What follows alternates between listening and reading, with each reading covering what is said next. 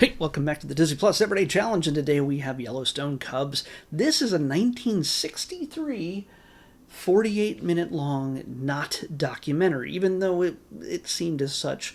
That's why I categorized it in my list that way. It technically is not. Yes, you can learn some things about bears, bear cubs, how Yellowstone National Park works, and how they let people in when they let people in. Just little details like that, but it never comes across as like too educational. And I have a feeling that I watched this when I was very little, like a Sunday afternoon. It just came on one of the four channels we had. Don't know. I don't recall. But but basically, we follow along with the story of Tuffy and Tubby, two adorable bear cubs, and their mom. And I don't know why I can't remember the mom's name. Begin with an N, but yeah, she's watching over the kids, and the kids keep getting in trouble. And while it looks like it's shot like it could be a documentary, you notice there's a bear on a boat right here. Like he just stole the boat. In fact, that's what happened. Two bear cubs stole a boat.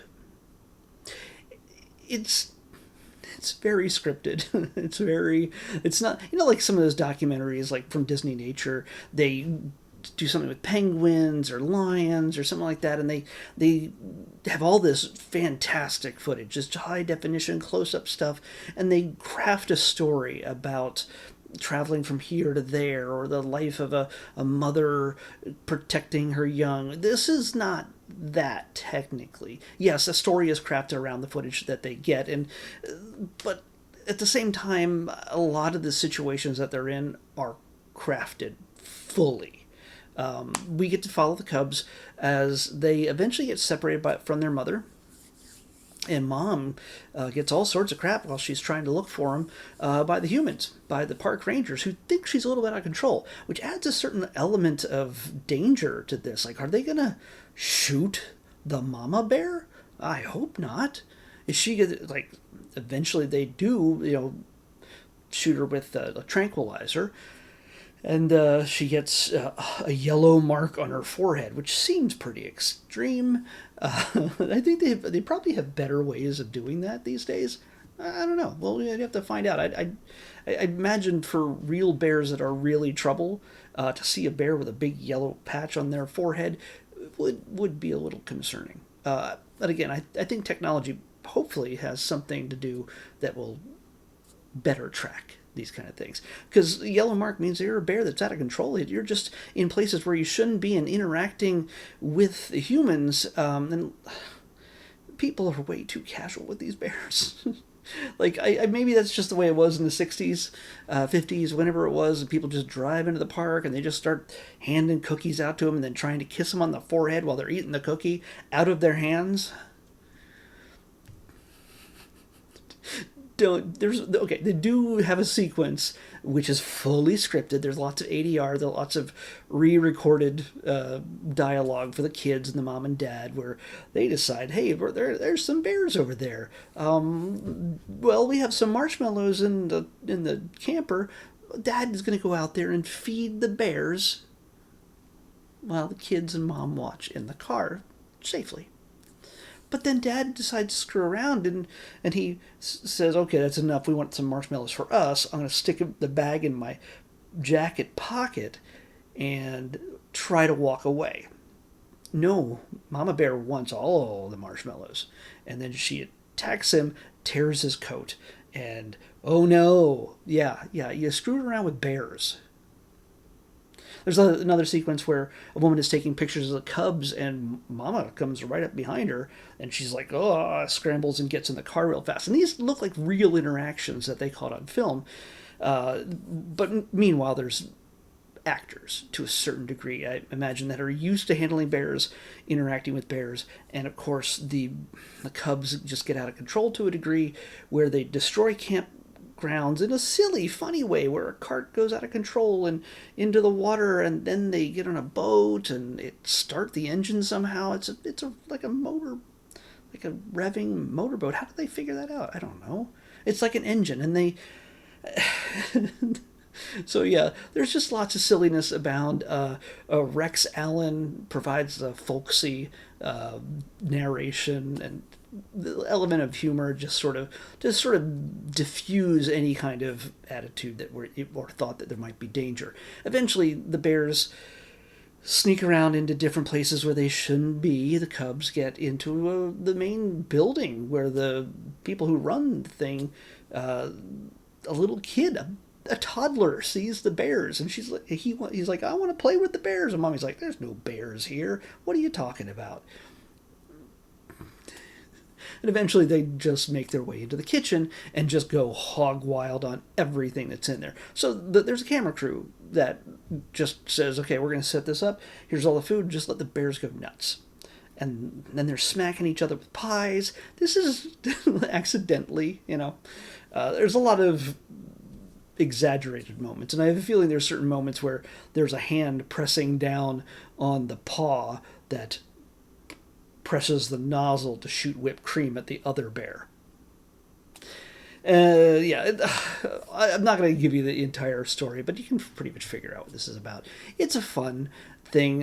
Kids at any age, even kids today, might find adorable. One of the strange things is, though, it's the 60s. It's the early 60s, if not even older, because, this is 1963, but everybody looks like they're 75, but they're not any older than 30.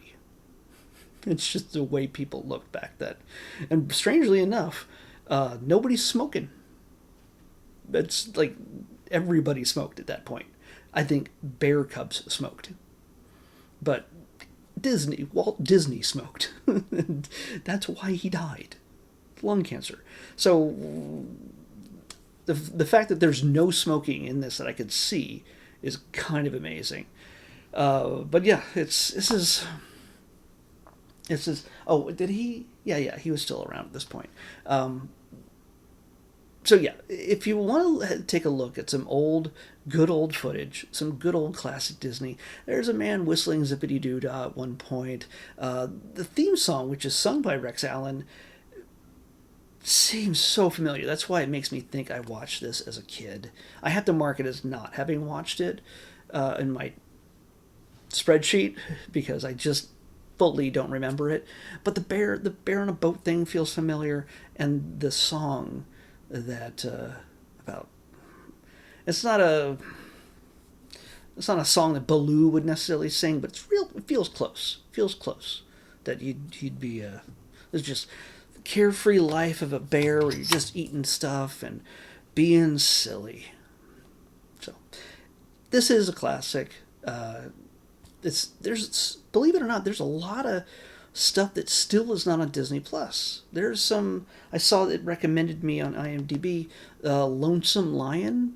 I haven't watched that yet, but that's a Disney thing. I imagine someday maybe they'll add it, unless there's like lots of racism or something with lions. I don't know. We'll find out. But we're not getting Song of the South. I'm just saying that right now. But yeah. So if you, as I say, if you get a chance, but this is definitely something that you and the kids can watch and look at a different era, just a different era of America when just you could make this. Like these days, if you made this, it would seem. I'm always worried about these older ones where it seems like they're abusing the animals just to get footage. Like, here, just give them pie. Like, give them loads of hot dogs and cakes and just let them go nuts in a kitchen. And then at some point, there's just the park rangers who's in charge of wrangling the animals. He's just smacking Mama Bear with his hat.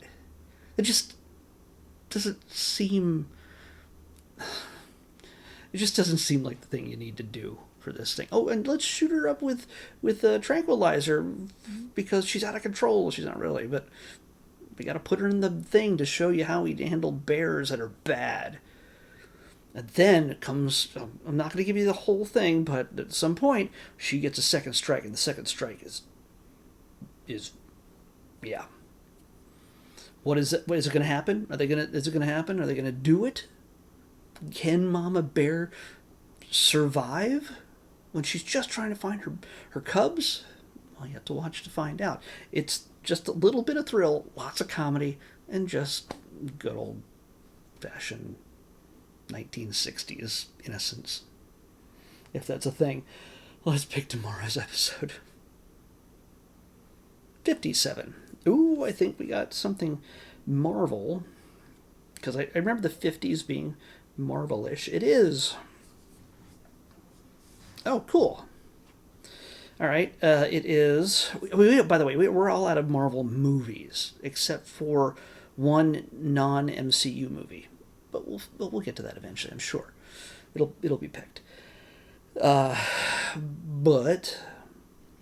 in this case, we have a Marvel Studios Assembled, a behind-the-scenes documentary. Yes, I know there's documentaries. There's so many more documentaries than anything else remaining on Disney Plus that I have not watched yet. We started with 125 items. And there's a bunch of stuff that's been allocated that I've chosen, especially for the Halloween time. Something that's just been added just this week or last week. I've just added to my Halloween list.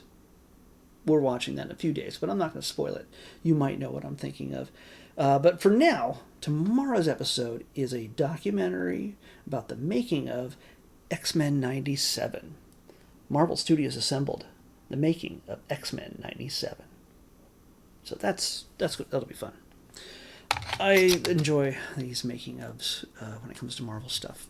Just 'cause I'm a fan of Marvel and I'm a fan of the behind the scenes stuff, especially when it's animated. So that's what we're watching next. Marvel Studios Assembled, the making of X-Men 97 on the next Disney Plus Everyday Challenge. I'll see you back here tomorrow with that.